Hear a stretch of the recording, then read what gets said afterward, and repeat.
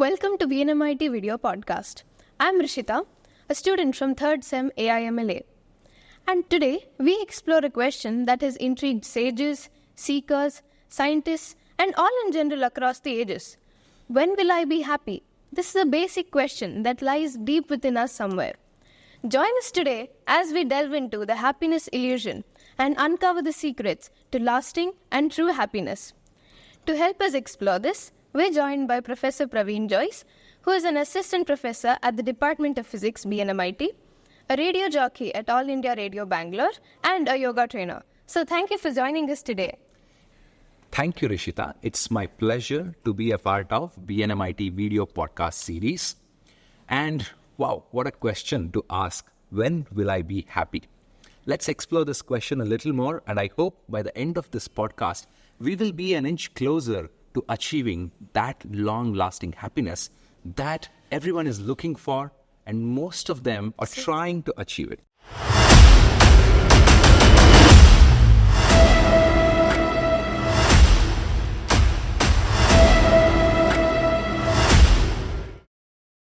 Without any further ado, let's dive into this.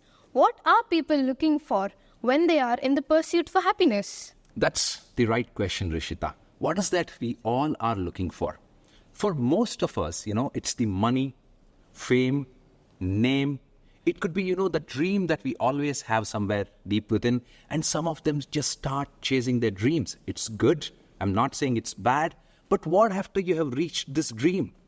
Do you stop there? Does this happiness stay forever?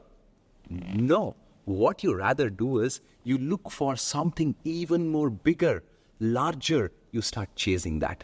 And this becomes a never-ending loop, one after the other. You have achieved the first thing. You're happy for some time. What do you do now? There's a void. You look for something even bigger. You run after that. And this is the loop I'm talking about. And most of us today are in this loop. Achieve something. Yes, I'm happy. Go ahead. And you are again, you feel void. And you start running. So this is what is happening to all of us when we talk about happiness. What people often overlook is that these achievements are just giving you a spike of dopamine and you feel I have achieved something. But later, the happiness that you have got is not the lasting happiness that you have always looked for. How to achieve it is what we are looking at today.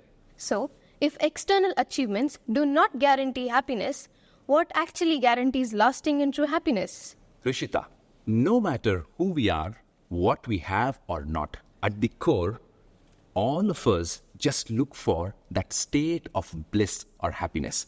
The seekers, the scientists, they all have described it as a state of mind. So happiness basically, to begin with, is a state of mind. So that's where you have to start from. So how do I and the watchers achieve this beautiful state of mind? Before I answer this question, let me ask you and the viewers a question. Is it the sense of achievement or the actual achievement that makes you happier? Wait, don't answer me this question. Ask your friend. Talk to your best friend. That's your heart. The answers to all these questions, they lay within you. But let me help you in bringing it out. Yoga, the ancient wisdom which comes from India, gives us a wonderful idea to look at happiness. Yoga offers a wonderful framework to understand our own existence. It's called Pancha Kosha Viveka. It describes the entire human existence using 5 different layers or sheets of human existence, starting from Annamaya Kosha, the body which is nourished and sustained by the food and water that we take. The physical body is what is called as Annamaya Kosha. Then comes the second one, that is Pranamaya Kosha, the breath that sustains this Annamaya Kosha, this body. The breath, which is the essential form of our own living. This is the second layer of our own existence. It's called as the second sheath of our existence. The third one is the mind, Manomaya Kosha. This is where the likes, the dislikes are formed. Now, this is the instrument which controls the entire Annamaya Kosha, that is our body. And this is the place where the ego is born. This is the kosha, or the layer where one's ego is slowly formed. The fourth layer is called as Vijnanamaya kosha. The conscience which guides all of us, this is the layer which gives one the judgmental power, saying this is right, this is not right, this is correct, this is not correct. Beyond all of these, or above all of these, lies the fifth one, our own layer of existence called Anandamaya kosha, the blissful state of happiness. This means the happiness we are looking for lies within us and not something that we have to look for outside. Okay. Anandamaya kosha is the state of happiness, and this is our own layer of existence. It is not to be found somewhere outside. It always has been and will always be within us. How do you extract it? How do you go closer to it? Is the question. Interesting. So how do I achieve this happiness? Anandamaya kosha is our own layer of existence which is always within us. This is the happiness sheath of our own existence. Now, how do I achieve it? Yoga says balancing the first four aspects is when you start reaching this blissful state called Anandamaya kosha. So you have to first balance your four sheaths. That is, starting from Annamaya kosha, Pranamaya kosha, Manomaya kosha, and Vijnanamaya kosha. So you have to balance all these four. Yoga prescribes and gives wonderful methods to achieve this.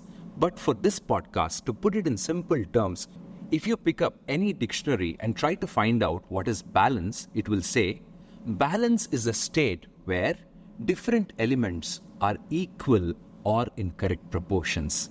Rishita, the answer to the question, when will I be happy, lies in this exact statement of balance. See, look at it. The first thing that it says is sense of equalness. That is, feeling balanced in different aspects of life. The second one is the correct proportion to different elements. When your physical, mental, spiritual, all these things are in correct proportions, that is when you slowly start moving towards this wonderful state called Anandamaya kosha. So the answer to the question is very simple. One is sense of equalness. The second one is correct proportion of different elements in one's life. So, can you make it simpler? When will I be happy? See, according to yoga, when your body is poised, breathing is relaxed, mind is calm, thoughts are pure, you hit that state of balance. You will feel the sense of balance in all the four layers of your own existence, and you start touching that nectar and start enjoying the nectar called happiness. How do I practice this state of mind of achieving happiness every day in my day-to-day life? It's very simple. Wake up early, take your time, sit relaxed, breathe for some time, enjoy the world. So if you want to start feeling the sense of happiness, start spending some time in nature. Can there be a better teacher than that? Absolutely no. The other part is that you also have to feel healthier. So eat healthy. Have some sort of a physical exercise. When you start being physically active, that is when you let out the stress and start bringing in the relaxation to your body and muscles. And that is where the Pranamaya kosha and the Annamaya kosha balances each other, and you start reaching that state called happiness. That was a lovely answer, sir. Thank you. But I have a lot of negativity in my daily life. Might it be from the stress due to my academic life or any other? How do I overcome these and achieve a happiest? I think I have already answered this question. In this day-to-day life, see what makes you calmer. It could be listening to music or playing, as I told you. Now, today's students, what I see is they are too much into social media. Can you relax from that a little and start some physical activity? Go out, play. That is where you start finding happiness. And also, see what is that which makes you feel happier. Something that can make you happier might not make me happier. So try to find what is that purpose. Once you find that, start practicing it. and that will slowly take care of balancing all the other things in your life. So that's something to look out for. Thank you, sir, for the detailed answer. I am taking a lot away from this interview. Today, I understand that happiness is an active goal we all should work towards achieving. It can be achieved in our daily lives by simple methods of balancing what we do, our work, and what we like to do. And we all need to find what makes us happy, and I will do that at least, and I will do what makes me happy a little bit more after finding it. We also learned that the journey to happiness is more about achieving inner peace and not just about chasing external happiness.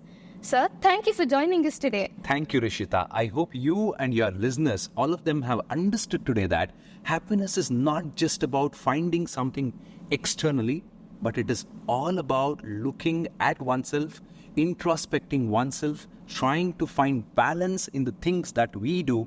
And remember, the happiness always and always is within you. That is within us. One can tap it through different ways. One simple way is start balancing things. So that is what I would say. And it was a great exploration together. Thank you. Thank you, sir. It was great interacting with you today. And now I can see what I have to do every day. I want my life to be full of happiness rather than dull, boring, and not worth living. And to do all this, I'll implement whatever we learned in today's podcast. Every day when you wake up, take a moment to check in with yourself. Find the balance and the blissful happiness that lies within you. Thank you for joining us today. If you found this insightful, stay tuned for more. Until next time, stay informed, stay authentic, and stay happy. This is Rishita signing off.